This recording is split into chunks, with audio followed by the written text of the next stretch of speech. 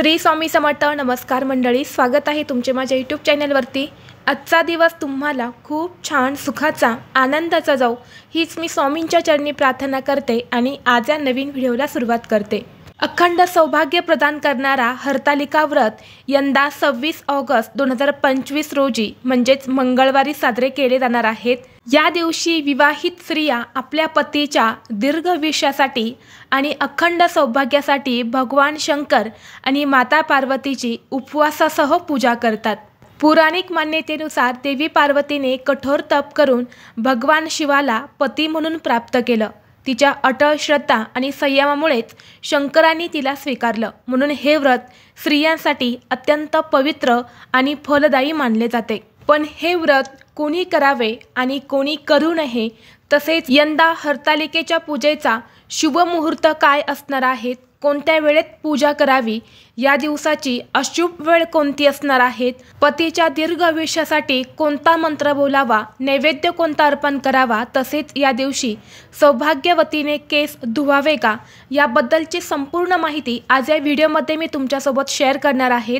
त्यामुळे तुम्ही हा व्हिडिओ स्किप न करता शेवटपर्यंत नक्की पहा.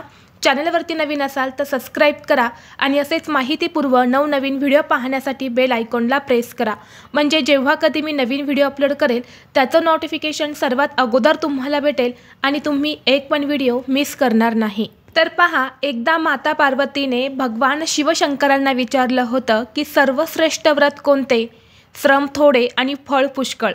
तेव्हा भगवान शिवशंकर म्हणाले, जसा नक्षत्रात चंद्र श्रेष्ठ, ग्रहात सूर्य श्रेष्ठ, 4 वर्णात ब्राह्मण श्रेष्ठ, देवांमध्ये विष्णू श्रेष्ठ, नद्यांमध्ये गंगा श्रेष्ठ, त्याचप्रमाणे हरतालिका हे व्रत सर्वात श्रेष्ठ आहे. तेच तू पूर्वजन्मी हिमालय पर्वतावर केलंस आणि त्याच पुण्यानं तू मला प्राप्त झालीस. आणि म्हणून हरतालिका हे व्रत भाद्रपद महिन्यातल्या तृतीया तिथीला केलं जातं. तर हरतालिकेचे व्रत कोणी करावे, तर हरतालिकेचे व्रत सुवासन स्त्रिया म्हणजेच विवाहित महिला करतात. या व्रताचा उद्देशच पतीच्या दीर्घ आयुष्याची प्रार्थना करणे असल्यामुळे विवाहित स्त्रियांनी हे व्रत श्रद्धेने आणि नियमपूर्वक करणे उचित मानले जाते. तसेच हे व्रत कुमारिका म्हणजेच अविवाहित मुलीही हे व्रत करू शकतात. देवी पार्वतीप्रमाणे त्यांनाही उत्तम वर प्राप्त व्हावा या इच्छेने त्या हे व्रत करत असतात. तसेच ज्या स्त्रिया आध्यात्मिक श्रद्धेने शंकर पार्वतीची पूजा करतात त्या वय किंवा विवाहिक स्थितीत अट न बाळगता हे व्रत सुद्धा करू शकतात. तसेच गर्भवती महिला देखील हे व्रत करू शकता. म्हणून गर्भवती महिलांनी डॉक्टरांचा सल्ला घेऊनच व्रत करावे. तसेच ज्या महिलांना आजार आहेत, त्यांना औषध उपचार चालू आहे, तर अशा महिलांनी उपवास न करता केवळ पूजा करून भक्तिभावाने हा दिवस साजरा करावा. हिंदू पंचांगानुसार 2025 साली भाद्रपद शुक्ल तृतीया तिथी 25 ऑगस्टला दुपारी 12:34 सुरू होणार आहेत आणि 26 ऑगस्टला दुपारी 1:54 समाप्त होणार आहेत. उदय तिथीचा विचार करता मंगळवार 26 ऑगस्ट 2025 रोजी हरतालिका व्रत हे साजरे केले जाणार आहे. आणि म्हणून हरतालिकेच्या पूजेचा शुभ मुहूर्त सकाळी 5:56 पासून ते 8:31 पर्यंत असणार आहे. म्हणजेच 2 तास 35 मिनिटांचा कालावधी हरतालिकेच्या पूजेसाठी विशेष मंगलकारी मानला जाणार आहे.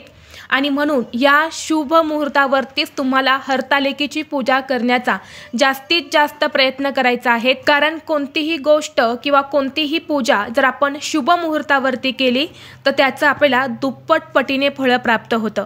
आणि तुम्हाला सांगितल्यानुसार हरतालिका हे व्रत अतिशय पवित्र आणि सर्व व्रतांमध्ये सर्वश्रेष्ठ मानले जाते. म्हणून तुम्हाला या शुभ मुहूर्तावरतीच पूजा करण्याचा जास्तीत जास्त प्रयत्न करायचा आहे. आता ज्यांना या शुभ मुहूर्तावरती पूजा करणं शक्य झालं नाही तर अशांनी संपूर्ण दिवसभरामध्ये तुम्ही पूजा करू शकता, हरकत नाही. अगदी सकाळपासून ते संध्याकाळपर्यंत जेव्हा केव्हा तुम्हाला शक्य होईल तेव्हा तुम्ही ही हरतालिकेची पूजा करू शकता. परंतु प्रत्येक दिवशी एक असा विशिष्ट काळ असतो जो अशुभ मानला जातो, ज्याला राहू काळ किंवा गुलिक काळ असं सुद्धा म्हटलं जातं.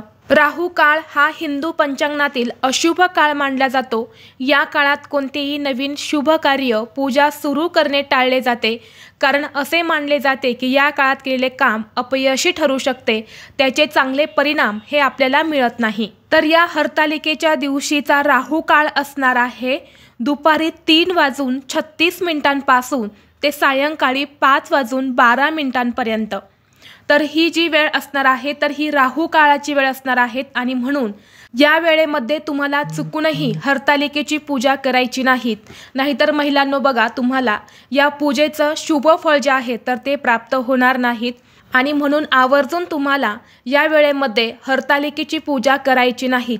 सांगितल्याप्रमाणे तुम्ही शुभ मुहूर्तावरती ही पूजा करू शकता। ते शक्य नसेल तर मग तुम्ही दिवसभरामध्ये कधीही करू शकता, परंतु राहू काळामध्ये तुम्ही अजिबात पूजा करू नका। ही या दिवसाची अशुभ वेळ मानली जाते। तसेच या दिवशी सौभाग्यवती स्त्रियांनी केस धुवावे का? तर पहा, या दिवशी तुम्ही केस धुवू शकतात। वार मंगळवार आहेत। मंगळवार असल्याने केस धुण्यासाठी कोणतीही अडचण येणार नाहीत। हे व्रत सर्वश्रेष्ठ मानले जाते, म्हणून महिलांनी या दिवशी केसांवरून पाणी घेऊन पूर्णपणे स्नान करून हे व्रत करायचं असतं। म्हणून तुम्ही या दिवशी केस धुवू शकतात। केस धुतल्यानंतर केसांमधून पाणी गळत आहे अशा स्थितीमध्ये तुम्ही हरतालिकेची पूजा करू नका। केस तुम्हाला पूर्णपणे पुसून घ्यायचे आहेत आणि यानंतर तुम्ही ही हरतालिकेची पूजा जी आहे तर ती करू शकता। आता या दिवशी नैवेद्य कोणता दाखवावा? तर पहा, या दिवशी तिखट आणि खारट पदार्थ जे आहे तर ते खाल्ले जात नाही। तिखट आणि खारट हे पूर्णपणे वर्ज्य मानले जाते, म्हणून तुम्हाला हरतालिकेच्या पूजेमध्ये फळांचाच नैवेद्य दाखवायचा आहे। माता पार्वतीने सुद्धा हे व्रत जंगलातील फळे आणि पाने खाऊनच केले होते आणि म्हणून आपल्याला नैवेद्यामध्ये फळे अर्पण करायची आहेत। तुमची पूजा करून झाल्यानंतर ती फळे तुम्ही प्रसाद म्हणून स्वतः देखील खाऊ शकता किंवा तुम्ही साखर आणि दुधाचा सुद्धा नैवेद्य जो आहे तर तो दाखवू शकतात। तसेच या दिवशी सौभाग्यवती महिलांनी अखंड सौभाग्य प्राप्तीसाठी पतीला उदंड आयुष्य मिळावं यासाठी एक मंत्र हा आवर्जून म्हणायचा आहे। या देवी सर्वभूतेषु मा गौरी रूपेण संस्थिता सिंदूर शोभन रक्त सौभाग्य सुखवर्धनम शुभद कामद चैव सिंदूर प्रतिगृह्यताम हा मंत्र आहे। हा मंत्र स्त्रियांनी आवर्जून हरतालिकेची पूजा झाल्यानंतर म्हणायचा आहे। हा मंत्र अत्यंत प्रभावी आहे। या मंत्राचा पठण केल्याने अखंड सौभाग्य प्राप्ती होते, पतीच्या आयुष्यातील सर्व समस्या या दूर होतात, तसेच भगवान शिवशंकर आणि माता पार्वती यांचा आशीर्वाद हा आपल्याला प्राप्त होतो। तसेच हरतालिकेची पूजा करून झाल्यानंतर तुम्हाला शेवटी कथा ही आवर्जून ऐकायची आहेत। जर तुम्हाला शक्य असेल तर तुम्ही स्वतः कथा वाचू शकतात। जर तुम्हाला वाचता लिहिता येत नसेल तर तुम्ही फक्त श्रवण म्हणजे ऐकली तरी सुद्धा चालेल, कारण कथेशिवाय हे व्रत पूर्ण होत नाही। तुमची कथा वाचून झाल्यानंतर शेवटी तुम्हाला हरतालिकेची आरती देखील करायची आहे। संपूर्ण दिवसभर तुम्हाला सात्विक फलाहार घ्यायचा आहे, फक्त फळच खायचे आहेत। गोड पदार्थ खाऊनच तुम्हाला हे व्रत करायचं आहे। चुकूनही भगर म्हणजेच वरई किंवा साबुदाण्याची खिचडी यासारखे पदार्थ तुम्हाला टाळायचे आहेत। मार्केटमध्ये जे उपवासाचे पदार्थ मिळतात, चिप्स किंवा इतर काही पदार्थ असतील तर ते चुकूनही खाऊ नका, कारण त्यामध्ये अनेक वेगवेगळ्या प्रकारच्या प्रक्रिया केलेल्या असतात, काही मसाले वापरलेले असतात, ते आपल्याला माहीत नसतात आणि यामुळे आपलं व्रत देखील मोडू शकतं। म्हणून घरीच तुम्ही फळं खाण्याचा जास्तीत जास्त प्रयत्न करा। दूध पिऊ शकतात, यामुळे तुम्हाला दिवसभर अशक्तपणा वाटणार नाही। तसेच या दिवशी तुम्हाला दिवसा झोपायचं नाहीत। बऱ्याच स्त्रियांना दुपारी झोपण्याची सवय असते, परंतु या दिवशी चुकूनही तुम्ही झोपू नका। होईल तेवढं तुम्हाला नामस्मरण करायचं आहे। ओम नमः शिवाय, ओम नमः शिवाय या मंत्राचा तुम्ही जप करा। तसेच रात्री किमान 12 वाजेपर्यंत तुम्हाला जागरण करायचं आहे। 12पर्यंत तुम्ही जागा राहू शकतात आणि जी काही सेवा तुम्हाला करायची आहे तर ती तुम्ही करू शकता। तसेच हरतालिकेचे व्रत हे संपूर्ण दिवसभर आणि रात्रभर केले जाते। दुसऱ्या दिवशी हे व्रत सोडले जाते, ज्या दिवशी आपल्या घरामध्ये गणपती बाप्पांची स्थापना होते। गणेश चतुर्थीच्या दिवशी गणपती बाप्पांची स्थापना करूनच हे व्रत सोडले जाते आणि हे व्रत सोडताना तुम्हाला सर्वप्रथम काकडी खायची आहेत।